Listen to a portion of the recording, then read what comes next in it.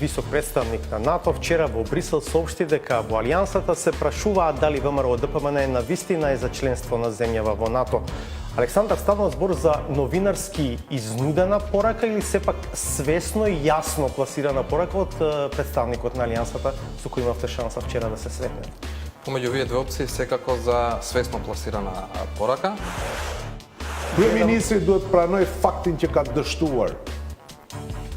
Dhe kësaj nuk ka asgjë të keqe që ti parapri krijimi i një qeverie teknike në mënyrë që përgjegjësitë, meritat dhe gjithçka në lidhje me antarësimin e vendit në NATO dhe MBE t'i ndajnë të gjithë subjektet politike dhe pastaj le të vendosin qytetarët në zgjedhje se kush ishte meritori, kush ishte tradhtari dhe kush ishte patriot.